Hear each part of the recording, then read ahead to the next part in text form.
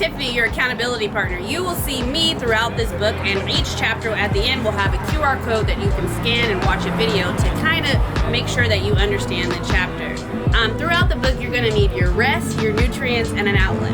With rest, you need to be getting your adequate rest, so make sure you go to bed on time, because during this, you're going to need to be able to be at peace.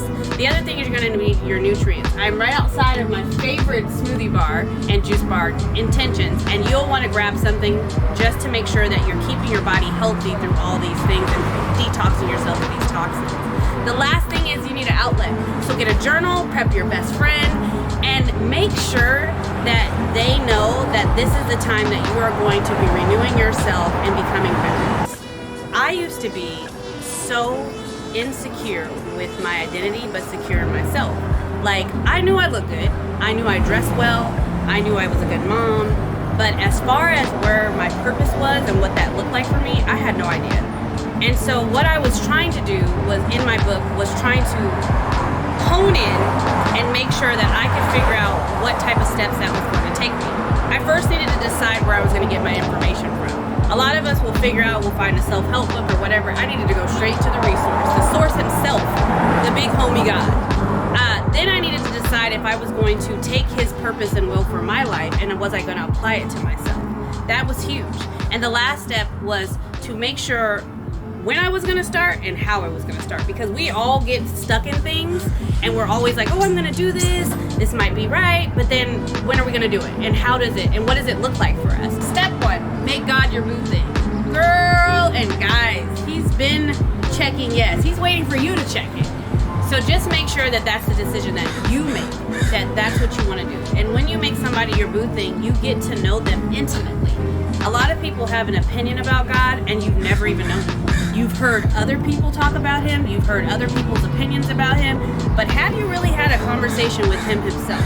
A lot of us get caught up in these situations, like with the he said, she said, and you hearing information from a third party. Find out from him what he has for you. Don't listen to what other people think, because that's what's important about making God your boo thing.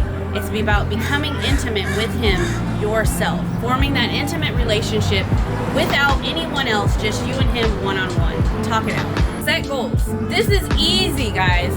It was hard for me though. I'm just letting you know. Like, setting goals is really putting a plan out there and saying, here's what I want to reach.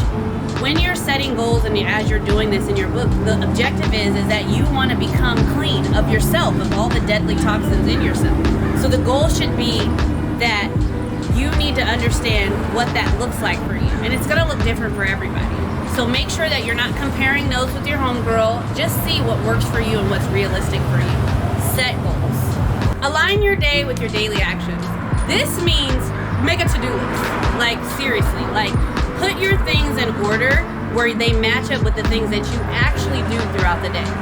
Honestly, for months on my calendar, it should have said nap time, because that's all I did was take naps. But I didn't do that. But when you align your day with what you're actually going to do, it makes you feel like you're putting work into your day. So make sure that whatever you're talking about or whatever you want to do inside these goals, that you break it down and then make sure that you're putting the action towards it to make sure that you can actually meet these goals. Okay, so now we have the backup plan. The backup plan is when you do not feel like doing anything else. A lot of us get to this point where we're like, I'm not going to be productive today. But you need to make sure that you at least get one thing done.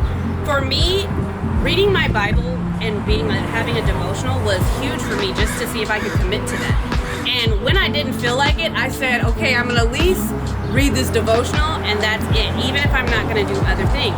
As far as when we're setting goals, you need to make sure that you are and you have the backup plan. Whether you have to set that up with somebody, have somebody remind you, keep you motivated, that's what you need, is a backup plan. So make sure that you don't create a plan without a backup plan. You always need a plan B, because you will never feel like doing plan A.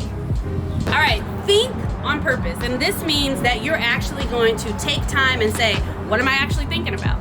You're not going to just sit there and be like, oh, today, and let things randomly come up in your mind. You're going to have purposeful thoughts. A lot of times we don't even think that our thoughts are the places that lead us to what we have. A lot of you don't even understand that the reason why you have your car, your home, or the way you live is because of the way you think. If you change the way you think, you would